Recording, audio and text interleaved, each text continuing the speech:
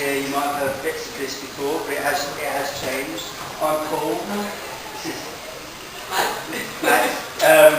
We're from Stay Up Late, and we're just going to tell you a bit about how Stay Up Late came into being, and about some of the stuff we're doing at the moment.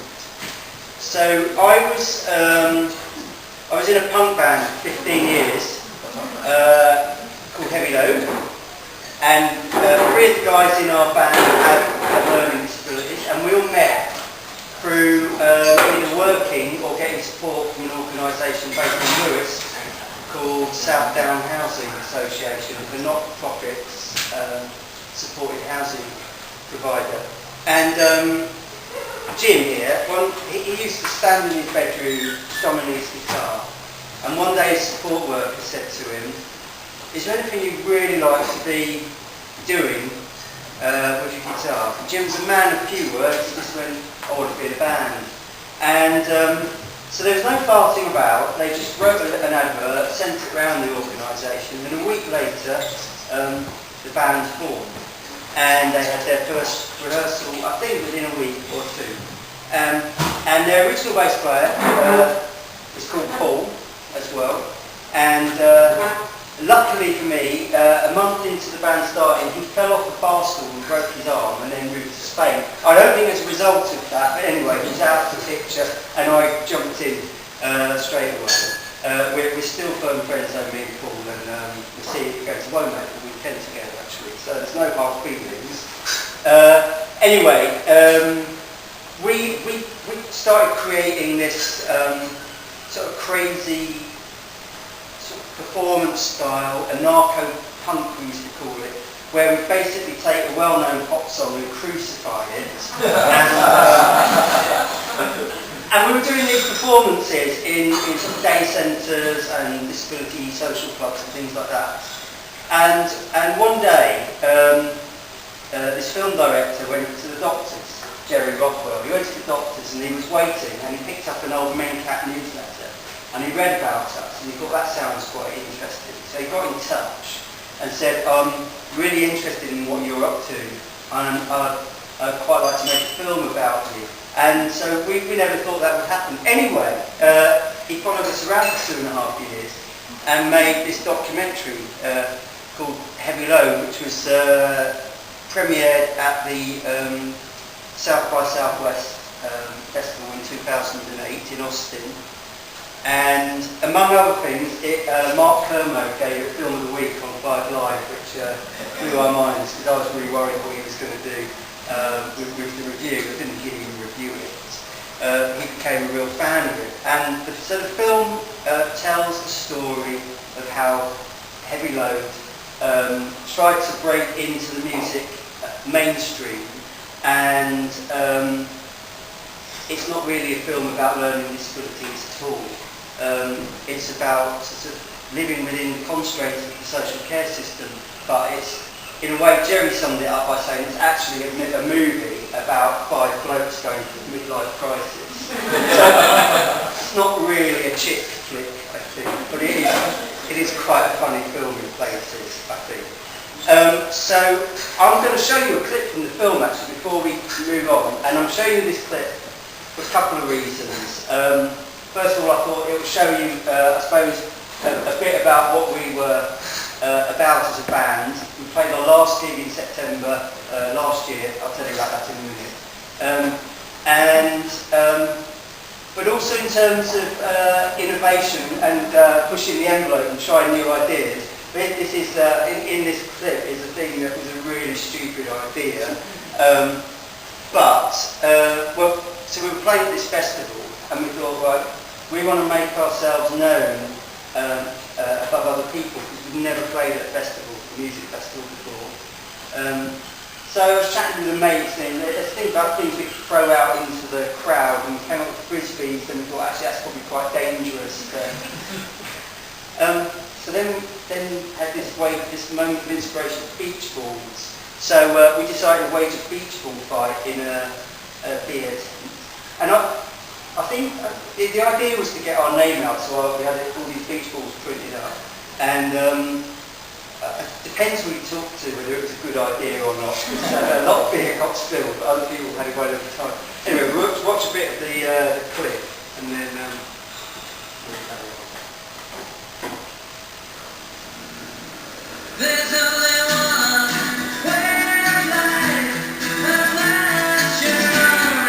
the Brighton Music Festival covers all sorts of genres of music, and the headliners this year are The Levellers, Phenomenal Criminals. We've also got Ian Hunter and Bobby Joe Boy playing as well. So the rest, is it? Yeah, we picked Heavy Load because it's such a great story. I love the whole Staying Up Late campaign. I think it's awesome, and it's going to be punk through and through. We'll be expecting 6,000 people.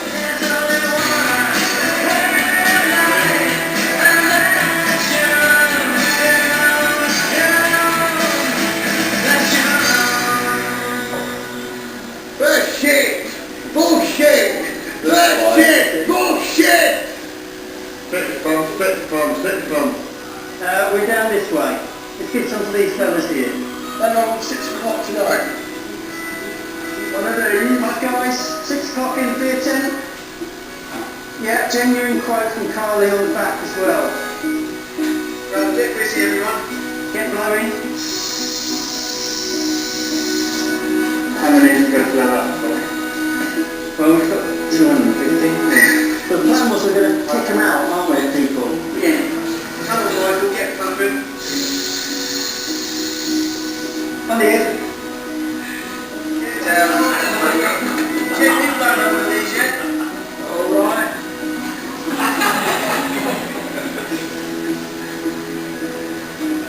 I'll get there. I think I'm only starting to realise, we're here, yeah. With the big names playing on the main stage, Heavy Load worried whether they were going to get an audience. We need a few more 100 people in the tent, but maybe they'll come. There's not a person on the site that hasn't had a leaflet, I don't think. Yeah. I think we're going to make them dance.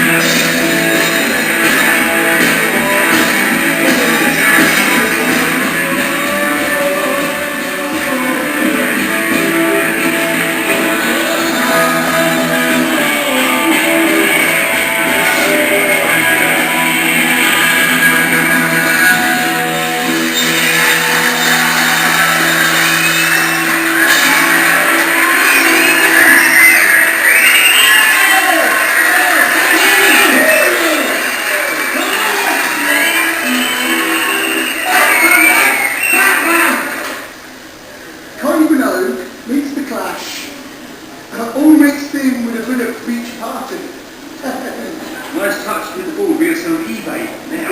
Heavy load ball. Heavy more ball.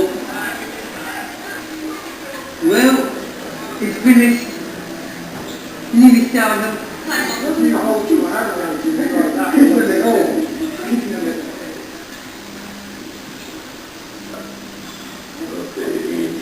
Here, there, somewhere. Jersey girl's got a photo of the CD. Yeah. Here we are. Both good. Yeah, each got one now. Well, I ain't got a CD round here. Now it's going to happen. What's going to happen? I'm going to have a few more of these. And I'm going to stay up, mate. And that is my apology to me.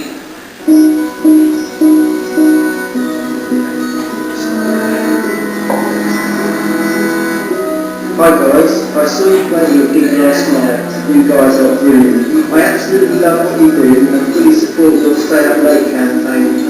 I read your emails that I printed off. I saw you which wasn't thrown away. Keep up the loud music and most of all keep having a great time and staying up late. Thanks for inspiring me. And it's like, yes, Batman plus Kylie plus Beatles equals genius. That's good.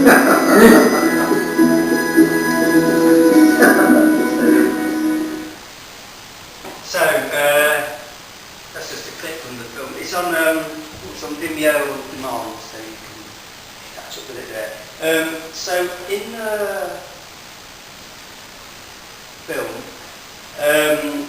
there's also a few references to this thing called Stay Up Late, and one of the things that we were finding when we were playing at events, a lot of our fans had learning disabilities. So if you've got a learning disability, you're reliant on support a lot of the time to go out. And we were finding that our audiences were leaving at 9 o'clock. And sort of in that sort of classic Spinal Tap type attitude that a band has. We never for 1 minute it was anything to do with the quality of our performances. We thought there must be something else going on. And what it was that support staff are generally paid to work till 10 o'clock at night. So 9 o'clock is the witching hour. That's the time you've got to get people home, get them ready for bed so you can be off. And we were frustrated as a band, and we were touring around the UK, and we were seeing this everywhere. And we kind of believe, we know that having an active social life is incredibly important. It's not just a nice thing, it's a necessary thing in life. So we were thinking, how can we do something about this? And then I had this sort of moment where I thought, oh, we've got a film crew following us around. So if we did something about it, it would be in the film. And I was very slow on the uptake, but anyway, they filmed us going to Parliament to talk to the Health Minister about it, and we launched Stay Up Late as an awareness campaign. And because it was in the film, loads of people got in touch with us and said, yes, it's a big issue where we are too. And we went on to do some quite crazy things as a band. We did a gig in New York, and ended up promoting the gig in a city I've never been to in my life, at arm's length. That was quite stressful. We got invited to play at Squat in Copenhagen, so we went on a road trip up there. We did a couple of Glastonbury's. We even got asked to write a theme tune for a Channel 4 drama series called Cast-Offs. And we went on to create Stay Up Late as a charity, and so the sort of had this sort of exchange charity commission, which sort of ran along the lines of, so you're 5 punks who want to set up a charity to uphold government policy, and you can see these guys sound like they're taking the piss, but you know, all this stuff about choice and having a right to lead life how you want, it's all there in government policy, but it's just not happening. So Stay Up Late is all about promoting an active social life. So this is the stuff we do. We work with people with learning disabilities to enable them to understand what their rights are. We've been working with commissioners of services to talk about how they could design the services that they're buying off of providers. We campaign, we work with service providers to try and get them to change the way, think more creatively about the services they provide. We try and inspire people to think what people with learning disabilities are capable of doing when given the opportunity. So when the film came out, a lot of people got in touch with us and said, well, it's very radical, never heard of people with learning disabilities making music before. Actually, Brighton is the capital almost of the world for people with learning disabilities making music. There's an amazing live scene here in Brighton at the West Hill every third Tuesday of the month. there's this amazing night called the Rock House, where they have, I don't know, 7 bands with learning disabilities play. It's like a sort of speakeasy, people with learning disabilities playing music, and it's £2 to get in, so it's a really cheap night out. And so we started putting out these CD releases called Wild Things, or just started getting music from around the UK, putting it out on CD. And then all these international acts got in touch as well. And so we're now up to three compilations, and the last one was released last year, 2012. And so I had this idea that it would be really good if we got an act from every Olympic ring continent on the album, at least one act from each continent. That's a lot easier said than done, and it required an awful lot of late nights on Google. I was hassling this poor guy in Senegal for weeks. He gave in the end, and so we got the applicants, and then we provide club nights. We do these nights called Kiss My Disco, which are run by people with learning disabilities, but open to everyone. And we're all about just doing stuff in mainstream places for everyone, basically. And volunteering. Madeline's going to talk a bit more about that in a minute. So, do you want to talk now? So, I first pitched this idea of Gig Buddies at City Camp in 2012, and so this is a picture of the crowd at Glastonbury. If you imagine that was a crowd of people with learning disabilities, 1.8 million people in the UK with learning disabilities, and in a survey done by the Learning Disability Coalition, nearly half of them said they spend most of their time at home, and 64% say they don't see their friends. But also this a big study in the States and in America said that company is the most important factor in reducing risk of dying. And that always goes with the health warning. That doesn't mean you can smoke bags and drink loads with your mates. It doesn't work like that apparently. But company is the most important factor in reducing the risk of dying.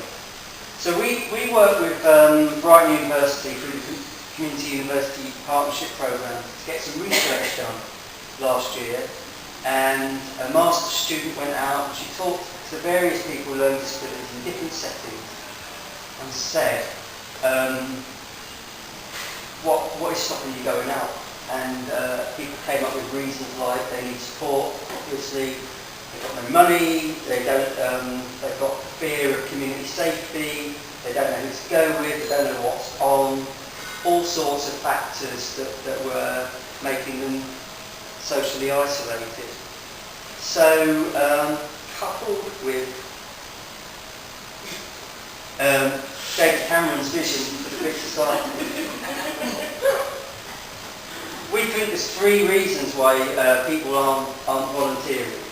One is they don't know what to do. The second one is they haven't got the time. And the third one is they just don't care. They don't want to do it. So we came up with this idea of Gig Buddies as a way of enabling people with learning disabilities to get out and be less socially isolated, and also to release the social capital that exists in the gig-going community. So, do you want to take over now? I've heard enough from you. You explain how Gig Buddies work. Before you go, what's your alternative to the Big Society? My alternative to the Big Society? Oh, right, yeah, it's Alan for the Gig Society. Yeah. I mean, I would say, like, that the Big Society is kind of, I reckon it's about 50,000 years old as an idea. As long as it's been in society, there's been a feeling of community spirit. So Cameron has hijacked it, obviously, but we've got a better idea for him than what he's doing. So yeah, I'm lucky enough to be a staff member, and I focus on the volunteering side of things, and I run Gig Buddies. And yeah, Paul's idea was that rather than forcing people into volunteer positions that don't quite fit right with what they do with their time, who they are, create volunteer positions out of what people really done and what they enjoy. Because that generally is that basis for a friendship, and just if I can feel a bit lonely or a little one. So I recruit a big bunch of volunteers from all walks of life and backgrounds in Brighton No.3 practice, and those are the people who want to get involved, which is great. And showing the awareness by taking a really inclusive place that people want to help make it more inclusive. And match them with a person who has a learning disability and would like to get out more and do more things that they enjoy. And initially we focus solely on this, and now we keep gigs as our sort of central anchor. We mostly recruit case studies, but we also look into recruiting a buddy for people if they like to do other stuff. So this is one of our participants here. She really loves the community, but she really wants to get out from it. So find someone else who also really loves getting out and exploring music that he enjoys. These guys really love going out to James Street, checking out all the local gay bars in Brighton, going and having a bit of dance and quite cheesy music sometimes. So again, kind of counts as a gig, a bit of flexibility. Find your gig, isn't it? And I'm just about to introduce you people who really like badminton. That's really taking the definition. Quite fast. And then we have social get-togethers where people can meet other people with and without learning disabilities who may or may not enjoy the same as they do, and where we can help the community grow and get to know each other more. So Gig Buddies is all about getting into red tape and creating volunteering positions.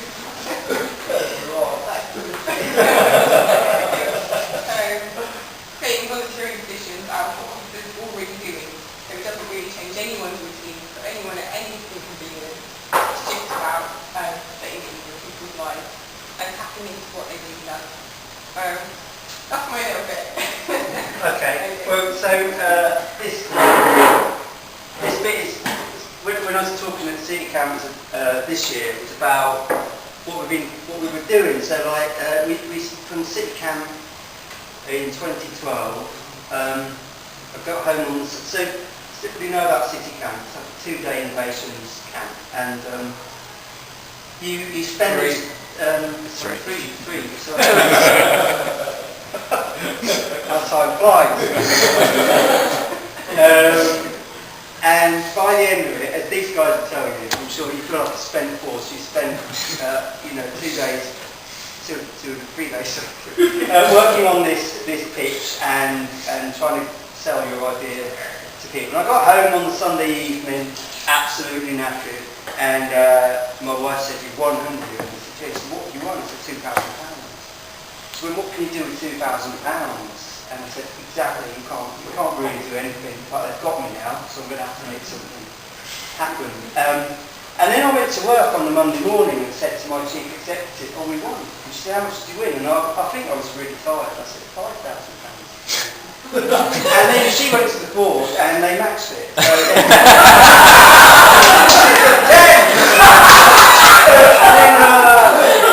then I went to the council and I said, "Well, Southampton matched it." And John Barrow was very into city camp, and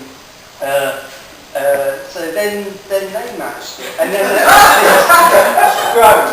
So a little bit of sort of fake lying, I guess. It was a long one.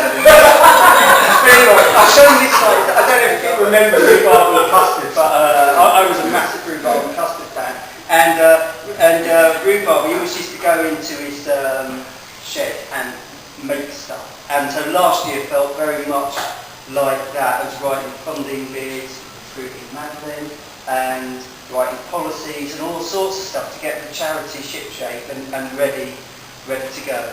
And then at the end of Rhubarb and Custard, we always used to throw open his shed to reveal his crazy invention. Madeline, you're so crazy. So this is the work so far. So from City Camp, we've got money from Southdown, Brighton. Then we've got some from the Sussex Community Foundation. And then we launched on the 23rd of March at the Comedia, with a sold-out night at the Comedia, with some bands with and without learning disabilities. Had a great night.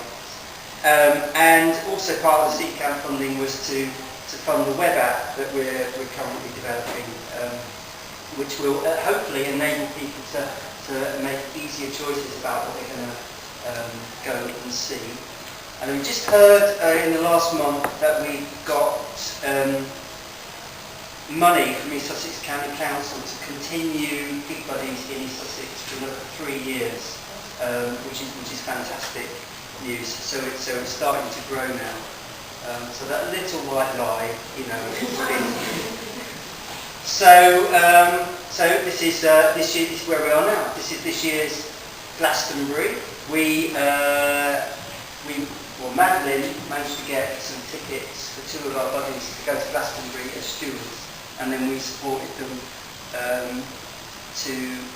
but there's one of our buddies, Susie, down in the crowd. There's Susie and David, so they have really had the time of their life, and this is kind of an aspect of the project I think I dreamed about. How could we take it to a festival like Glastonbury? And then somehow Madeline made it happen almost immediately this year. And there's Luke, who we also went with. But this picture is also to show that this isn't just about people with learning disabilities going out and having an active social life. The buddies, Sam, who's dancing like a volley there, they're getting as much out of it as well. So it's a mutually beneficial activity. And as Madeline said, there's nothing better than a gig if you love loud music and crowds and crazy stuff. If you don't, then that's probably your idea of hell. So this is where people have said to us, well, I'm really into music, I love wrestling, I love badminton, or what other people have said, Church. Yeah, somebody wants to go to St Peter's Church. So we let people define their gig, and we've got some more money at Brighton No. City Council to develop that side of things too. So this is about us thinking about our future, of where we now see the project going, and we've been talking as trustees recently about how can we create a sustainable future for Gig Buddies and stay up late. And we've got a few ideas about that. And so here's a picture of that's a branch of Tesco's that had gone out to paint a YMCA, and it got me thinking around corporate social responsibility. But if you go into a branch of Tesco's, people who are good at food preparation and accountants and customer services and hygiene, all those sorts of things. But I wonder if there's many really skilled painters and painters and decorators working in a Tesco store. Surely they'd be painters and decorators. So our sort of idea is now to sort of see how could we work with big corporations to create pop-up Gig Buddies. So I'm sort of thinking out loud now because this is a really new idea we have, but to create pop-up Gig Buddies within big companies, so they could use all the skills that exist within those companies. So their accountants, their training departments, their HR people, all of those things. They could actually do what Madeline does within their company, and then enable their staff to become Gig Buddies, to go out and volunteer with people and support them. So we're saying, down with this sort of thing. We've got a better idea of corporate social responsibility, and we want to end badly painted youth clubs around the country. So I think that's probably... Anything else? Okay. If you've got questions, hopefully anything I have missed out will come out. But that's basically where we are and where we're trying to